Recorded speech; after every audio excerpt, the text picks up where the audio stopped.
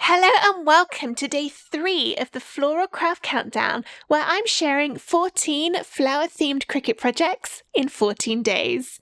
Today's projects are these beautiful bookmarks, which are drawn using the Cricut pens.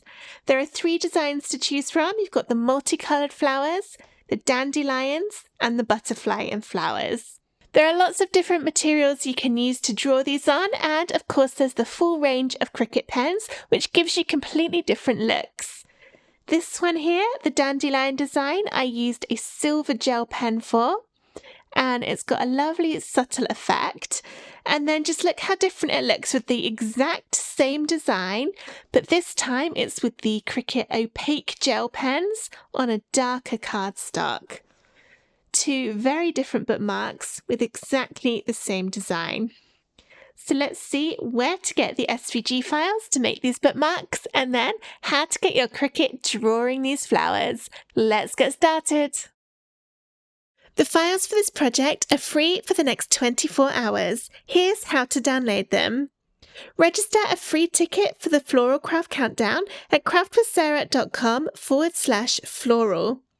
After registering, you'll get an email which contains a link to the schedule page for the countdown. Visit the schedule page to find and download today's files. Each download is only available for free for 24 hours after it goes live. If you have missed some, check out the Instant Access Bundle at craftwithsarah.com/floral bundle, which gives immediate and ongoing access to all of the files from the Floral Craft Countdown, plus loads of extra bonus designs. The download comes in a zip folder. You will need to unzip this before uploading the SVG files into Cricut Design Space. This is what the bookmarks look like when they're loaded into Cricut Design Space. If you're not sure how to get to this stage, check out the Foundation Learning section of this Craft Countdown, where there's a link to a separate tutorial with video on how to upload SVGs into Cricut Design Space. Each bookmark is a separate SVG, so you will need to upload each one individually to get them all onto your project. Now, when you upload things that we want to be drawn with the pen into Cricut Design Space, it doesn't actually understand by default that we want it to draw some of these layers. So we're going to need to specifically tell it which layers we want it to do with the pens. So for each design, we can click on it. And then you'll see there are 3 different layers on some of them. The one with the multicolours will have a couple more. But I'll do this butterfly one first. Click on the very top layer within that little group. You can see it's highlighted around the edge of the drawing. Under Operation, change it to a pen. Make sure you've got the correct Cricut machine selected on the top right of the screen, because different types of machine need different types of pen, so you won't get all colours available with all machines. You can then click the little colour box next to where it says pen and choose the type of colour you want. If you're doing these designs, they are quite thin and delicate, so out of all the choices, I do recommend either the fine point or the extra fine point pens. The thicker the pens you get, the bigger the lines will get, which means that on some of them, where they've got details that are close together, if you use a thicker pen, it's all going to kind of merge into one and it won't quite look right. I'm going to stick with the fine point pens, and then you can see all the different colours down here as you scroll. I think I'll go for a purple bookmark. I'll keep it on the white so it's nice and easy to see. And then you can also change the backing colour by clicking that layer on the Layers panel and then just choosing a colour to do. So I might do a really dark purple. Click on the design and ungroup the layers by pressing the Ungroup button at the top of the Layers panel. That will then separate them out, and then we need to tell the Cricut to do the drawing on the bit underneath. Otherwise, it's going to just do the drawing on some other completely random bit of card and not where we want it to go. So to do that, in the Layers panel, press the one that you've just changed to a draw layer, press Shift on your keyboard and choose the layer underneath. So in my case, that's my purple drawing and then the white bit underneath that. With those layers still selected, press Attach, and that will join them together. So now it will do the drawing on the shape underneath. Don't worry that some of the drawing looks like it goes over the edge. If I turn the grid lines off, it's easier to see. It will still cut it in the right place. The reason that some of the drawings go over the edge a little bit is so that you don't end up with a little gap where the drawing stops before the edge of the cut. Let's move that one over there. The dandelion one works in the same way. I'll ungroup it first this time. And then I've got my draw layer, so we need to change that to a pen. And then change the colour, maybe a grey. And then select both of those layers and attach. This one works a little bit differently. At the moment, these flowers appear filled in, but when we change them to a draw, then it will go to the outlines. So I'll ungroup the layers again, and then within this other group is all the different colours of pen. So this one here, I've got as a dark green on the basic cut, so we can replicate that. Let's change it to pen and then find a dark green. Then the next one up, this is showing as a brighter green. So I change it to pen and go down until there's a bright green. Then this one is showing as a red. So I change it to pen and then a red. And then the next one is blue. Change to pen and find a blue coloured pen. And then one more, this yellow one. Change it to pen and let's go for that one. We still need to attach this, so I'm going to select this, which has got all those layers in and the white, but it doesn't have the green bookmark shape underneath that selected, and press attach. So it should still come apart from that base piece, and now this one is going to be drawn in all different colours. So these two will just be one colour, and this one lots of colours. There are a few other things you could do with these bookmarks as well. For example, you could use the Cricut opaque pens to draw them onto really dark cardstock. I will duplicate this dandelion one to show you that. Cricut opaque pens work really well on black card or other dark colours. So I'm going to click back onto the draw layer. Here it is. And then under pen, look in the list, and I think it does still show in the fine point. Let's go all the way to the bottom. No, maybe not all the way to the bottom. Okay, maybe it's not a fine point one. Maybe it's extra fine. Gel. There we go. It's under the gel one. All right, so down the bottom of here, we've got the different options for the pens. I'll go for a white one. So you see how that made it thicker because this is a thicker pen. And then I'll cut this on a black bit of card and then maybe a silver for that very back piece. So I'll do it in a grey for now. I'll test this one out as well so that you can see the difference between using the regular pens and also the opaque pens, and also this will be a good indicator of showing the difference of thicknesses between the two different pens. You can also use the Cricut foiling tool to make these bookmarks, so let's duplicate the butterfly one and then we'll show you how to do that. So click on the draw layer and then under operation, change it to foil. Choose whether you want the fine tip, the medium tip, or the bold. Let's go medium.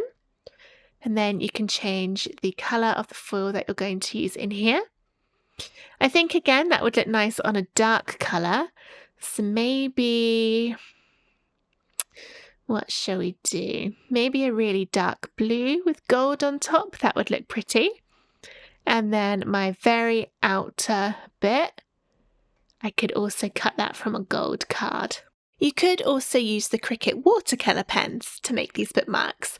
And for that one, I will show you how to do that on here.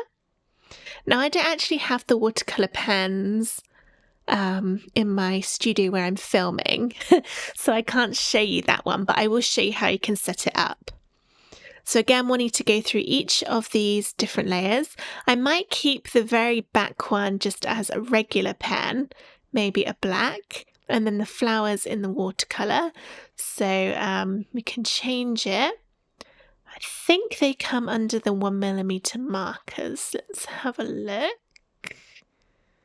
Yeah, so right down the bottom here, this is the colours that come with the watercolour set. So we can change these. That one was green. This is the best design to use these with because it's got lots of colours. So when you add the water, it will smush it all nicely. And also, this is the simplest design. So even though this is going to draw really thick because these are thicker pens, it should still be okay. And then this one was blue.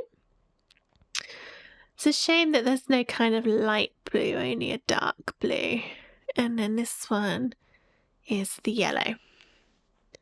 So everything else still stays the same, whether you're doing the normal pens, opaque pens, foil tool, or the watercolor pens. You've got all of the layers that will be done with the pens or the foil attached to the bookmark shape underneath, but it's not attached to the very base piece. That's still separate. And we can see what that looks like when we go ahead and press make. So these are all my ones on the white. You can see the little bit of difference. So this one here will be my watercolor one. This one would be the normal pens, and then these two are also normal pens. Then I've got my black with my white opaque marker and the dark blue with the foil tool. To show you how this works and how you add the pens into your machine, I'm going to hide some of these and just test cut the one with the different colours, because I think that'll be the easiest way to show it. So let's group all of these and hide them, and then I'll just do this one. So we'll go ahead and press make. And I like to rotate it because then it takes up less space on the card. You can press shift when you're rotating to get it exactly 90 degrees. And then I'll press continue. And then this will change a little bit depending on what type of Cricut machine you're using. Because the Joy and Joy Extra, the pens are a little bit smaller. So it'll say it a little bit different, but the steps are still basically the same. So I use a medium cardstock of white, and then look at what it's telling you here and pay very close attention, especially if you're doing a design that has more than one colour in it, or if you've put more than one project on one sheet. For example, when I have the white that had the watercolour one, the normal ones, and the dandelion design, all of that on one different sheet, one similar sheet, the same sheet, that's what I'm going for. You need to be really, really careful that you pay attention to what pen the Cricut is asking you to put in, because if you get it in the wrong order, it means your picture's going to end up in the wrong colours. The Cricut doesn't actually know what type of pen you put in or what colour pen you put in, so it is entirely 100% up to you to check what it's telling you on the screen and do it in the order that it is saying. So for me, this is telling me my first pen will be the dark green one. So I'm going to go ahead and get that set up, and then I'll show you how the screen changes when it's time to add in the next colour. Here's my Cricut Maker 3, which is the machine I'm using. The first thing to check if you're using the regular pens is that you've got the correct ones. So this is the black pen for both the Cricut Joy and the larger machines. You can see they're different sizes. The ones for the Cricut Joy and Cricut Joy Extra say Cricut Joy on them. They're shorter and they're rounder. They're kind of more circular. And if you look at the bottoms, it's got a circular bottom to it, whereas the ones for the Explore Air and the Maker and Maker 3 have flat bottoms. So that is a nice way to see the difference. Also, you can look at the lid sizes. The Joy one is the one that's smaller. If you're using the opaque gel pens, they look like this, and it says on them, let's try and get it to focus, opaque gel pen. You can see it along there, so that's how you know those ones.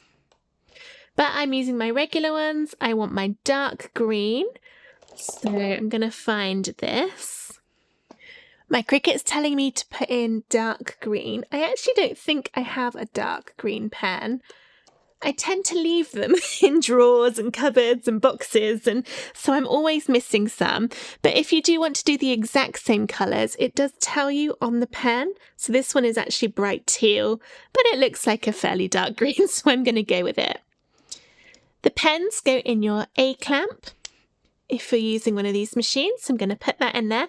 Make sure you put it all the way in until it clicks. If you listen, it made a little click as it goes in. Close it up, and then it's in there nice and securely. If you're using the Cricut Joy machines, then they only have one hole, so you'll need to take the blade out and put the pen in the same place. But it will tell you on the screen everything you're doing if you are using those smaller machines. For the pens, it's going to work best if you use smooth cardstock rather than textured cardstock. The only exception to that would be the watercolour pens, in which case you probably want to use watercolour paper. That'll give you a much better effect when you start doing the painting with them. But this one, I've got my white, so let's feed it in.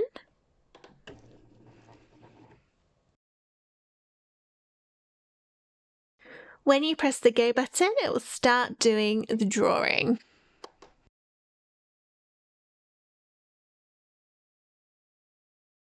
You'll be able to see it drawing. Hopefully you can still hear me over the noise of the machine. You can see it start doing the lines as it's drawing around. Don't worry if sometimes it feels like it's going in a really weird order. It will all work itself out in the end.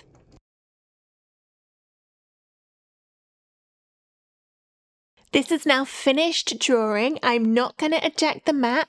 Look at the screen in Design Space. It will have changed now, so it's telling me to put in the next pen. Let's take a little look at that. My Design Space screen has updated. Now it's telling me the next pen to put in, which is the light green one, and then to press the go button again. Pay attention when you're doing this. Don't accidentally unload the mat instead, because if you do, you're going to have to start the whole thing again. So to get my next pen ready, I'll take this one out, put the lid back on, and then take the next one. This time I actually do have the correct pen, and put it in, push down until it clicks, close up, and then press the flashing go button again.